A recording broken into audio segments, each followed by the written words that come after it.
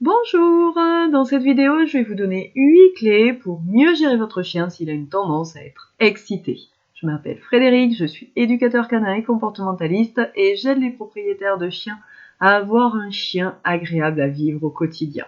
Pour commencer, il y a plein de situations dans lesquelles votre chien peut s'exciter.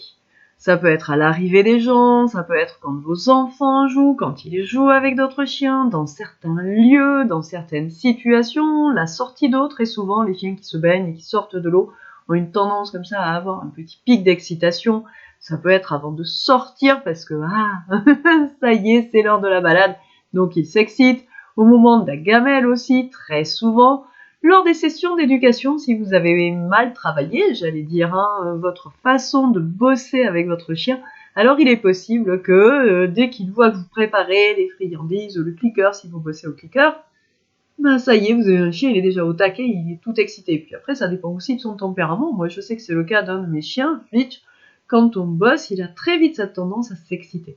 Donc, on peut avoir comme ça tout un tas de situations.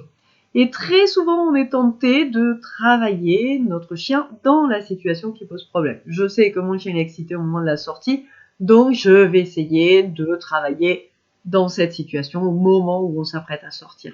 Et ça, c'est une des graves erreurs que font la plupart des propriétaires de chiens parce que c'est une situation qui est trop dure en règle générale pour votre chien.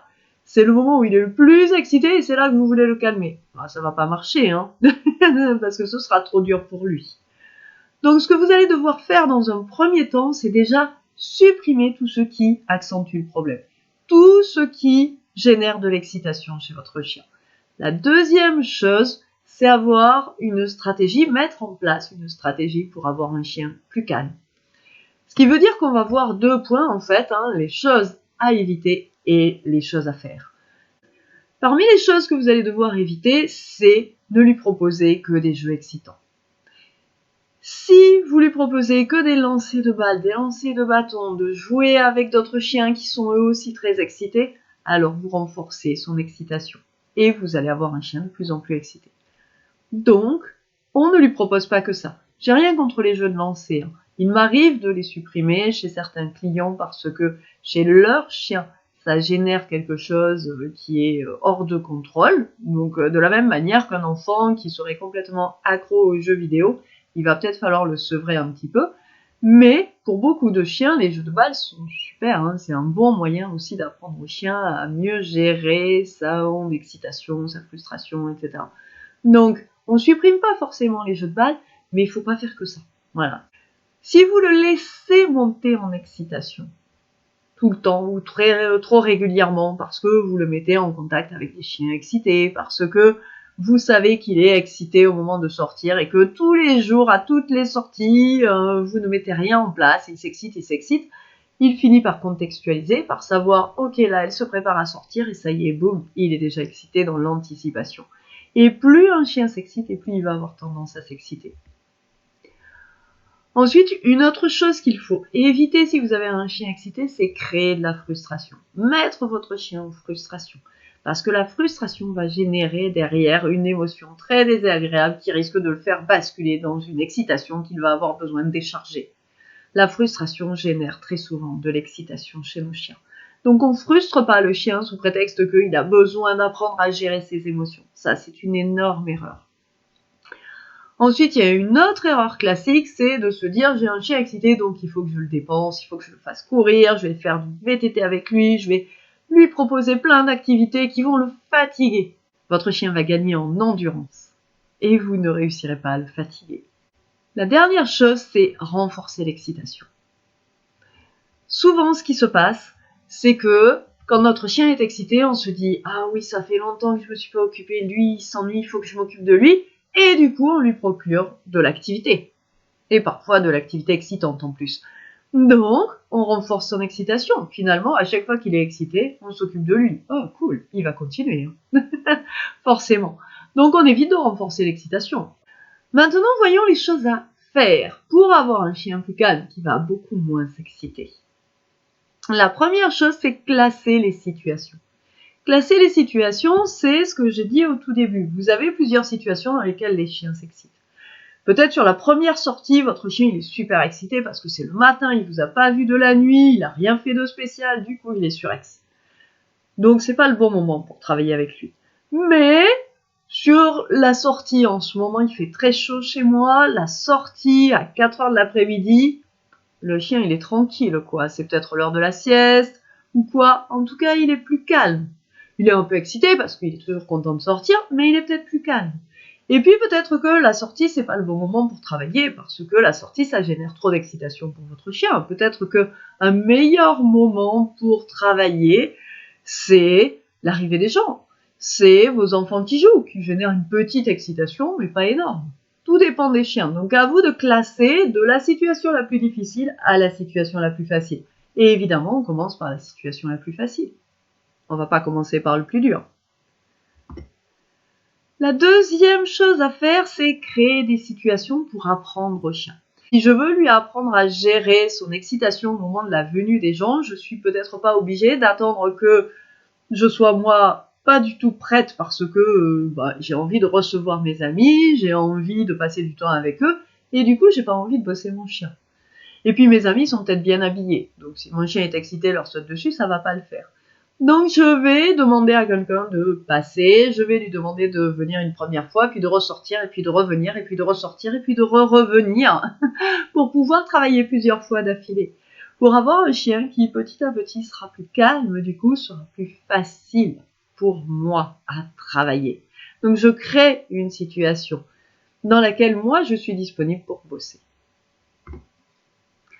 Ensuite, je vais retravailler certains signaux, certains ordres que j'ai appris à mon chien. Peut-être que votre chien sait s'asseoir, peut-être qu'il sait se coucher, peut-être qu'il sait aller au panier, peu importe, s'il sait vraiment rien faire, apprenez-lui un certain nombre de choses parce que ces apprentissages qu'il aura vont vous servir ensuite dans les moments où il aura une petite montée d'excitation, vous allez pouvoir vous en servir. Ça peut être aussi aller chercher une balle, aller chercher un jouet. Il y a des chiens qui sont très excités au moment où les gens arrivent à la maison. Si vous leur apprenez à aller chercher un jouet, ils vont le faire. Parce que ça va leur permettre de décharger cette excitation qui est en eux à ce moment-là. Donc, on retravaille un certain nombre de demandes pour pouvoir, à terme, s'en servir dans les situations où on en a besoin. Mais d'abord, on les retravaille dans des situations plus faciles pour montrer à votre chien que c'est payant, que c'est intéressant. Ensuite, faire des balades qui sont calmes, peut-être silencieuses, peut-être en longe, où on va juste laisser le chien explorer, renifler. Parce que si vous ne faites que des balades où votre chien part dans tous les sens et court dans tous les sens, vous lui apprenez pas à être calme. Et vous ne lui apprenez pas, vous ne lui montrez pas qu'être calme est quelque chose d'agréable aussi. Et il en a besoin. Moi, c'est quelque chose que je fais très régulièrement avec mes clients. On remet le chien en longe. Et de cette manière-là, j'apprends au chien à faire autre chose dans ses balades que courir dans tous les sens et faire le fou finalement. Trop souvent, on a l'impression que notre chien va se dépenser dans la balade parce qu'il va courir dans tous les sens et que la longe va l'empêcher de profiter de sa balade et c'est l'inverse qui se passe. Je vous assure que tous les chiens à qui j'ai fait travailler comme ça la balade en longe, ça les a énormément aidés à se poser, à se calmer. C'est pas parce que mon chien est en longe qu'il ne peut pas profiter de sa balade. Ça n'est pas parce que mon chien est en longe qu'il ne profite pas de sa balade. Au contraire. Pour certains chiens, en tout cas, au contraire. Il y a des chiens qui vont beaucoup plus profiter de leur balade parce qu'ils seront en longe, parce qu'ils vont prendre le temps. Alors que quand ils sont lâchés, ils courent partout. Ensuite, il va falloir offrir des activités calmes à votre chien. Si vous lui proposez des activités calmes, vous allez avoir un chien plus calme. Qu'est-ce que c'est que des activités calmes? C'est les jeux d'intelligence, c'est ronger, c'est chercher, c'est lécher. Tout ça, c'est des activités en plus qui peuvent être autonomes et qui en parallèle sont calmes et qui vont apaiser les chiens un petit peu tendus et tout le temps prêts à bondir sur le moindre truc. Enfin, la dernière chose qu'il va falloir que vous fassiez, c'est travailler le calme. J'ai fait une vidéo là-dessus et je vous invite à aller la voir. Je vous mets le lien en description de cette vidéo. Donc, travailler, récompenser le chien quand il est calme pour qu'il sache que le calme est quelque chose de payant et non pas seulement l'excitation. Donc, si je récapitule, les 8 points sur lesquels vous allez devoir travailler sont les suivants. Bien choisir les activités de votre chien. éviter de le frustrer, anticiper afin qu'il n'ait pas l'occasion de s'exciter, créer des situations d'exercice pour travailler le fond finalement, créer des automatismes, lister les situations pour les travailler une par une, de la plus facile vers la plus difficile, faire des balades apaisantes plutôt que des balades fatigantes, et travailler récompenser le calme. Voilà, j'espère que cette vidéo vous a plu. Si c'est le cas, n'hésitez pas à la liker, à la partager et à la commenter. Et je vous dis à jeudi prochain pour une nouvelle vidéo.